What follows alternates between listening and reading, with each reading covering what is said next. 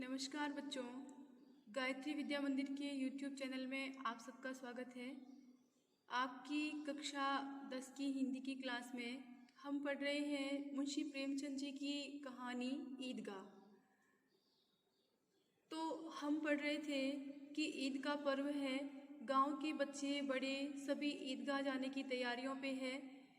अब देखिए गांव से मेला चला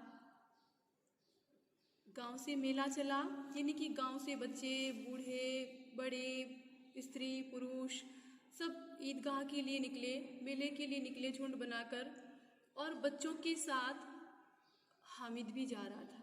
हामिद कौन है आप जानते हैं? इस कहानी का मुख्य पात्र जिसके माता पिता इस दुनिया में नहीं है, बूढ़ी दादी अमीना ही उसकी दुनिया है, उसका सब कुछ है, उसकी परवरिश करती है।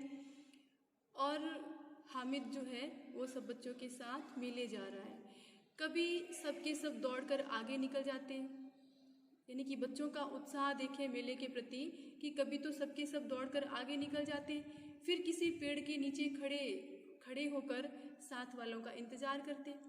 ये लोग क्यों इतना धीरे धीरे चल रहे हैं? हामिद के पैरों में तो जैसे पर लग गए हैं। पर लगना मुहावरा है, यानी कि बहुत अधिक प्रसन्नता से तेज गति से जाने का उत्साह उसके अंदर भरा हुआ है। हामिद के मन में मानो उसको पंख लग गए हैं, मानो उड़ करके वो अभी मेले पहुंच जाएगा।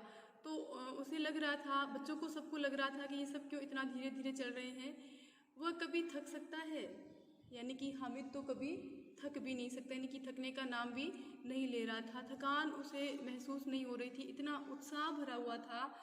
तो जब ध्यान लक्ष्य के प्रति समर्पित हो तो उस परिश्रम के दौरान थकान भी महसूस नहीं होती। बिल्कुल ईदगाह इनका लक्ष्य था और लक्ष्य के प्रति उत्साह यदि हो तो उस उत्साह के चलते व्यक्ति और अधिक गति करता है, परिश्रम करता है, थकान उसे महसूस नहीं होती। यदि आपने भी लक्ष्य बनाया है कि हमें 10वीं की मेरिट में टॉप करना है या पहला स्थान पाना है, तो बिल्कुल लक्ष्य के प्रति आपका यदि उत्साह है, तो उत्साह यदि होगा तो आप बहुत तेज गति से मेहनत करोगे, प्रयास करोगे, निरंतर परिश्रम करोगे और एक दिन ऐसा आएगा जब वो लक्ष्य आपके पास होगा, आपके हाथों में होगा।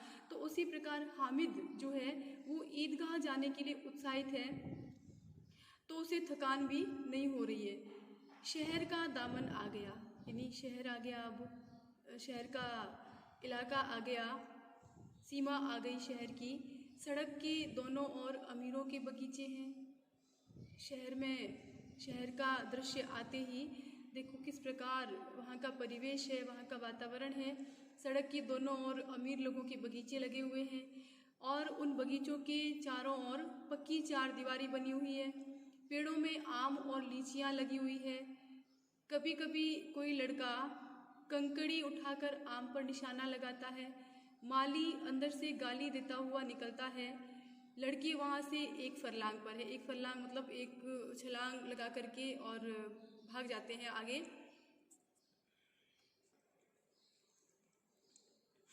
और आगे बढ़कर खूब हंस रहे हैं। हंस क्यों रहे हैं? उनको ऐसा लगता है कि हमने माली को कैसे उल्लू बनाया है। फिर देखिए आगे बढ़कर बड़ी बड़ी इमारतें आने लगी। कहीं अदालत है, कहीं कॉलेज है, क्लब घर है। तो बच्चे सब देख देख करके पहचान रहे हैं कि यह अदालत है, यह कॉलेज है, यह क्लब घर है।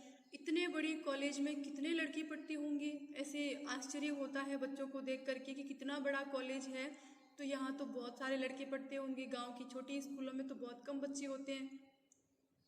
सब लड़के नहीं हैं जी, क्या बात करते हैं कि सब लड़के नहीं हैं जी, बड़े बड़े आदमी हैं, यानी कि कॉलेज में तो बड़े लोग पढ़ते हैं। सच, उनकी बड़ी बड़ी मूछें हैं। देखें बाल मनोविज्ञान, बच्चे क्या बातें करते हैं कि हाँ सच में बड़े बड़े लोग हैं, उनकी बड़ी बड़ी मूछें भी हैं। इतने बड़े हो गए हैं अभी तक पढ़ने जाते हैं। ऐसी हैरानी होती है बच्चों को कि इतने बड़े हो गए फिर भी अभी तक पढ़ने के लिए जाते हैं। न जाने कब तक पढ़ेंगे और क्या करेंगे इतना पढ़कर, ऐसा सोचते हैं बच्चे। हामिद के मदरसा स्कूल है जहाँ पर उर्दू सीखते हैं मुस्लिम संप्रदाय के बच्चे। हामिद के मदरसे में 2-3 बड़े बड़े लड़के हैं, बिल्कुल 3 कौड़ी के यानी कि बिल्कुल ना समझ, बिल्कुल बुद्धू, अज्ञानी, मूर्ख, बुद्धिहीन।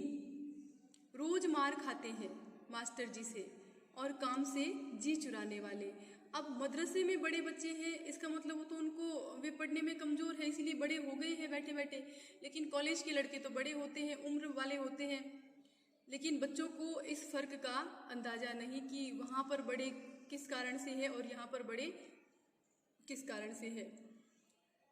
इस जगह भी उसी तरह के लोग होंगे और क्या, यानी कि जैसे हमारे मदरसे में 2-3 कामचोर लड़के हैं वैसे ही यहाँ कॉलेज में भी होंगे। रोज मार खाते हैं। हाँ, क्लब घर में जादू होता है, क्लब घर जहाँ पर जादू दिखाया जाता है।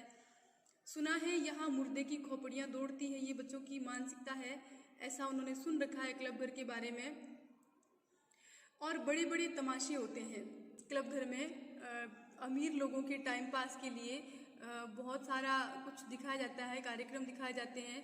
तो बच्चों ने जैसा सुना है उसके हिसाब से बात करते हैं कि पर किसी को अंदर नहीं जाने देते, लेकिन वहाँ क्लब घर के अंदर किसी को जाने नहीं दिया जाता, ऐसी बातें करते हैं। और यहाँ शाम को साहब लोग खेलते हैं, बड़े बड़े आदमी खेलते हैं, मूंछों दाढ़ी वाले। और मैमे भी खेलती है, सच मैमे यानी कि उनकी जो स्त्रियाँ हैं बड़े बड़े साहबों की।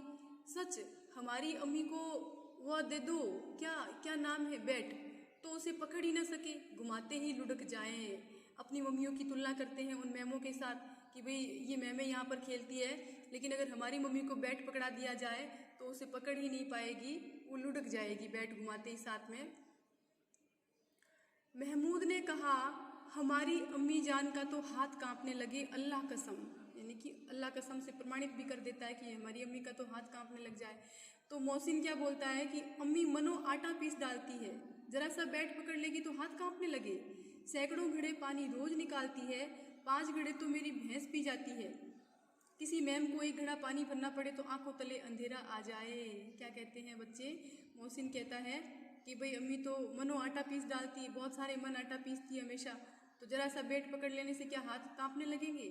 और हमेशा सैकड़ों घड़े पानी निकालती है कुएं में से, और 5 घड़े तो मेरी भैंस भी पी जाती है। यानी कि कहने का आशय ये है कि जब वो अपने हाथों से इतना कठोर परिश्रम करती है तब वो नहीं थकती, तो ये बैट पकड़ के कैसे थक जाएगी? अगर किसी मैम को यदि हमारी अम्मी की तरह काम करने के लिए बोला जाए तो उनसे वो नहीं हो पाएगा।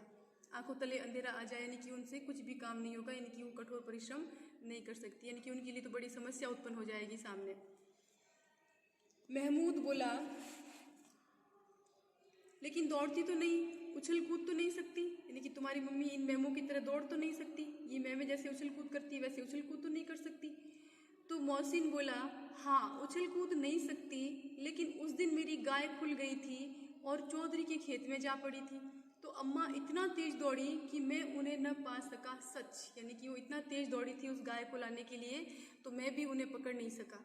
ये बात सच्ची है, ऐसा बोलता है मोहसिन। फिर इस तरह की बातें करते करते बच्चे आगे चले तो हलवाइयों की दुकानें शुरू हो गई, जहाँ पे खूब सारी मिठाइयाँ सजी हुई थी। आज खूब सजी हुई थी, इतनी मिठाइयाँ कौन खाता है?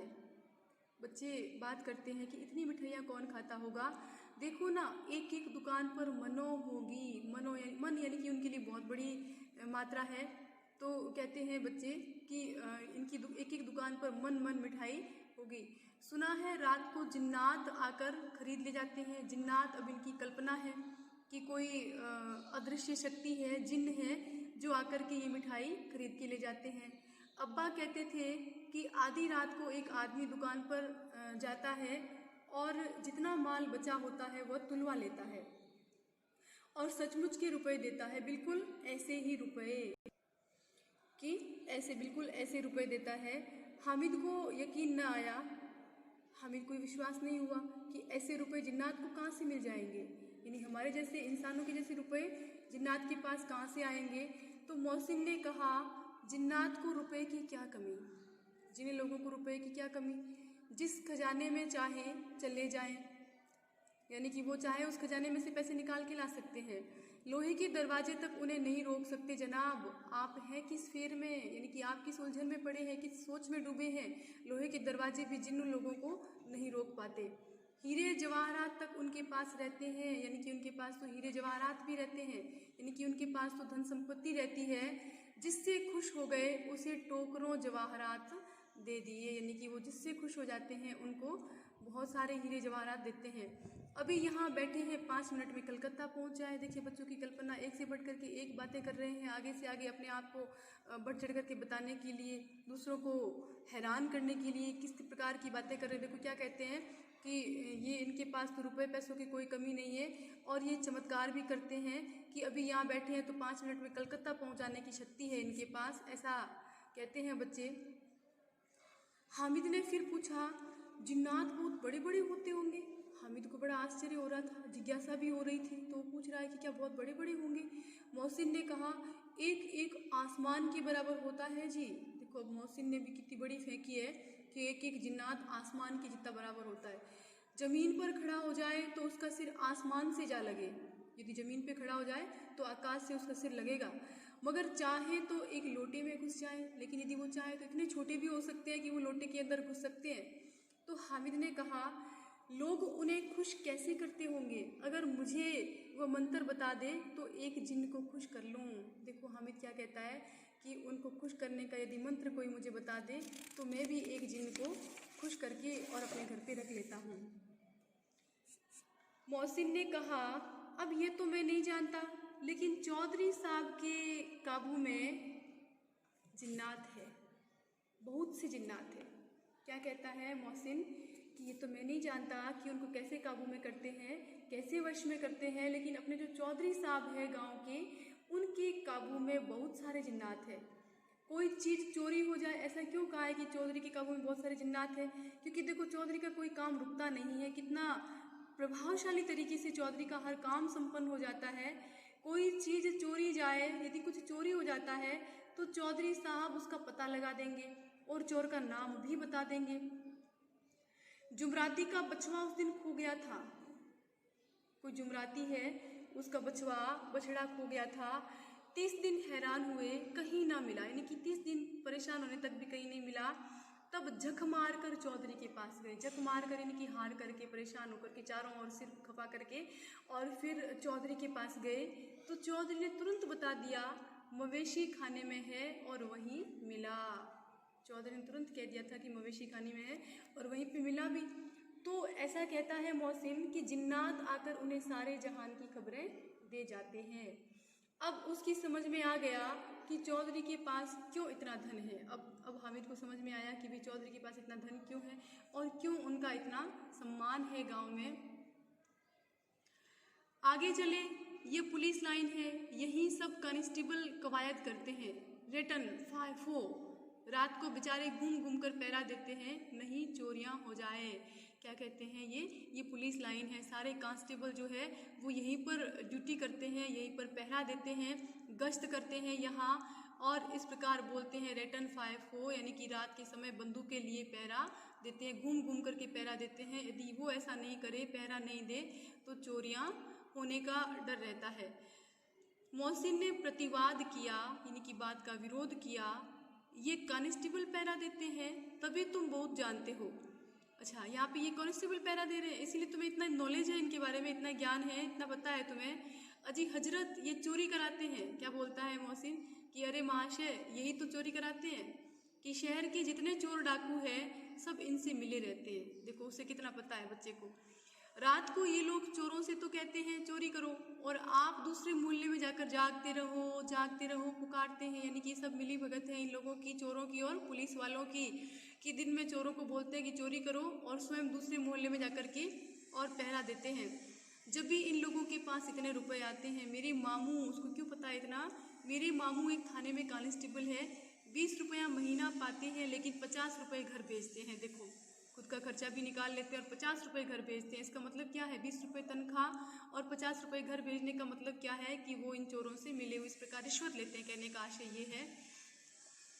तो मोहसिन कहता है, अल्लाह कसम, मैंने एक बार पूछा था कि मामू आप इतने रुपए कहाँ से पाते हैं, कि एक बार जब मैंने उनसे पूछा कि आप इतने पैसे कहाँ से लाते हैं? तो हंसकर कहने लगे, बेटा अल्लाह देता है, कि मुझे अल्लाह देता है ये पैसे। फिर आप ही बोले, खुद ही बोले कि हम लोग चाहें तो एक दिन में लाखों मार लाएं, कि यदि हम लोग चाहें तो एक दिन में लाखों रुपए कमा सकते हैं। हम तो इतना ही लेते हैं जिसमें अपनी बदनामी ना हो और नौकरी ना चली जाए, कि हम तो इतना ही लेते हैं जितने में हमारी बदनामी नहीं हो और हमारी नौकरी बची रह जाए, इतना ही हम लेते हैं, नहीं तो हम एक दिन के लाखों कमा सकते हैं।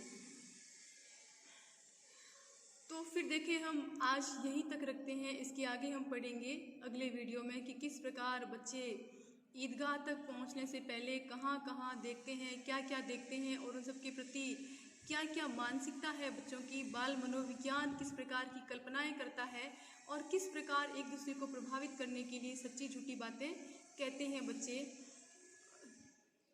तब तक के लिए धन्यवाद।